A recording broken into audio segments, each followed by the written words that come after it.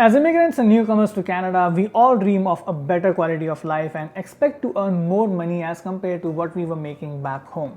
And that's a realistic expectation because Canada is considered to be a developed nation, so we should be making more money. That's logical, right? Though some of the people are able to achieve that goal pretty quickly, but for most of the newcomers, they have to face an initial struggle of a couple of years before they can have that financial stability, and that's natural and we all should be mentally prepared for that. But for now, let's forget about financial stability. For a lot of newcomers, it can take a couple of months to even an year to get their first relevant job because of many reasons such as new culture, specific requirements or licensing for a role, tough competition obviously, and then timing could also play an important factor. For example, right now, job market is very slow because of the anticipated recession, though it is expected to get better. But yeah, because of all these reasons, as immigrants, we end up making a wise decision.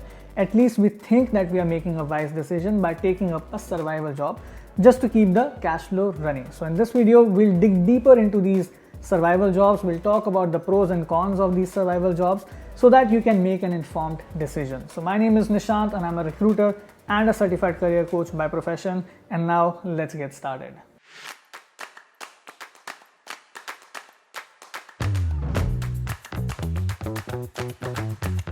For those who are very new to this Canadian journey and are wondering what the hell are survival jobs, then let me explain in brief. Survival jobs are the jobs which are very low at the corporate level, or in fact they may not be corporate jobs at all.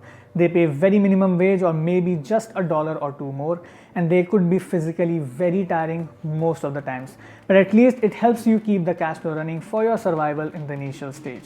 Some common examples of survival jobs could be driving an Uber, working at a restaurant or a gas station, working at a grocery store or a warehouse or a factory, among many. In the beginning, I questioned the fact if it is even wise to take up survival jobs. So in my opinion, yes, it is wise to get some survival jobs for many reasons which we will be discussing in this video. But we will also discuss how and when these survival jobs can harm you. Now ideally one should try to get a survival job which is at least remotely related to your own industry, or gives you an opportunity to upskill yourself, or gives you an opportunity to interact with a lot of people and build your network, or at least pays you more than minimum wage if nothing else. But unfortunately we do not live in an ideal world, so we have to be realistic. Having said that, let's talk about some of the advantages of getting a survival job. Most of the people have this misconception that survival jobs are always part-time, but that's not true. Survival jobs could also be full-time jobs. The benefit of which is that you don't have to find multiple jobs and then travel from one work location to another, which is physically and mentally tiring. Remember that you are working in a survival job and you still have to find a relevant and a better paying job for which you need that physical and mental strength. Hence, having that one full-time survival job is much better and it will help you save time and energy which you can invest in your job search.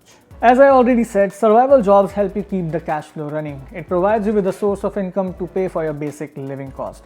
Because trust me, more than you hate doing a survival job, you will hate eating up all your savings that you brought from your home country.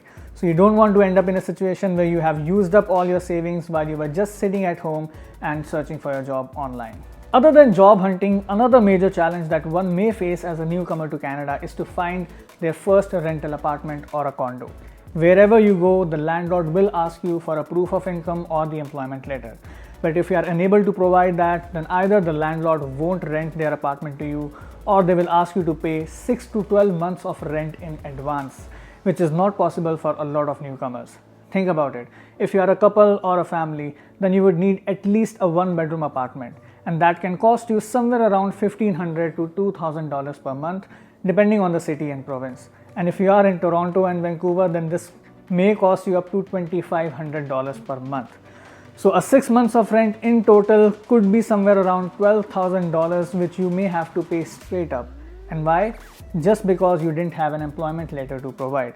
So at least these survival jobs help you with a proof of income and the employment letter to get your first rental apartment without paying months and months of rents in advance. Taking up a survival job can speed up the process for you to integrate well into the Canadian culture and learn the much needed soft skills which are valued by a lot of Canadian employers. And not just the soft skills. As I said, in an ideal situation, you should find a survival job which is at least remotely related to your field. And if you are able to find such a job, then it will help you to gain some relevant Canadian experience. I have seen people working in a relevant survival job just for 2 to 3 months before they get their big break. So don't worry about the fact that you may have to work in a survival job for a year or so. It could just be a matter of a couple of months. Being a recruiter and a certified career coach, I get an opportunity to review a lot of resumes every day. And a lot of people don't even mention about their only Canadian experience they have till now, just because it was a survival job and they were ashamed of writing about it in their resume. And they feared that doing a survival job and showcasing that in my resume will affect my career trajectory and I'll get stuck doing entry-level jobs for a long time. But in my opinion, the opposite is true. That means if you landed in Canada 3 to 6 months ago and you're applying for a job today and your resume shows zero Canadian experience so far, then it raises questions for the recruiter and the hiring manager that what exactly were you doing in the last 6 months?